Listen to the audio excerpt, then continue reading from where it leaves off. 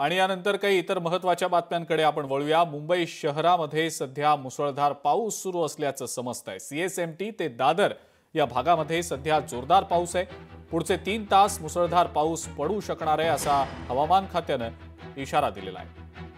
मोंथा चक्रीवादळाचे हे परिणाम सध्या दिसतायत आणि मुंबईसह कोकण किनारपट्टीतल्या काही जिल्ह्यांमध्ये मुसळधार पाऊस हा पडणार असल्याची शक्यता वर्तवण्यात आलेली आहे।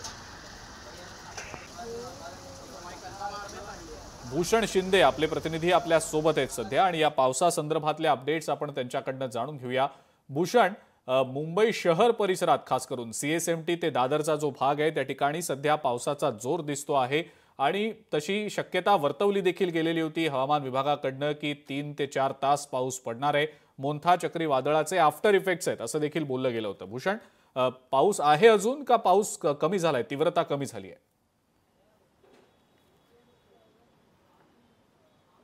नक्कीच अजिंक्य, एकंदर बंगालच्या उपसागरामध्ये ज्या प्रकारे मोंथा चक्रीवादळ सक्रिय आहे त्यामुळे कुठेतरी याचा थेट परिणाम हा मुंबईमध्ये पाहायला मिळत आहे। मुंबईमध्ये अगदी साधारण अर्धा तासापूर्वी मुसळधार पाऊस पाहायला मिळाला। अगदी सीएसएमटी पासून दादर परिसरात म्हणजे साधारण हा दक्षिण मुंबईचा जो परिसर आहे त्या संपूर्ण परिसरात आपल्याला मुसळधार पाऊस पाहायला मिळाला।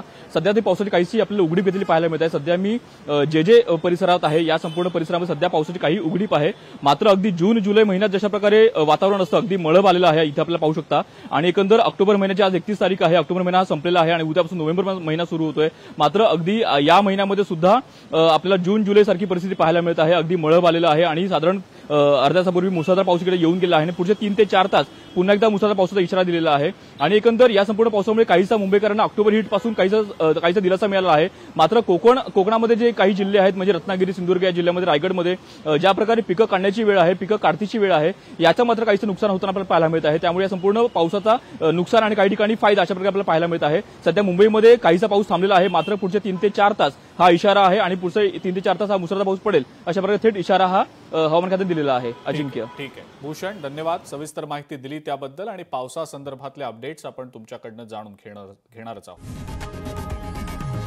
लोकशाही मराठी ऐका, पहा, जागरूक रहा।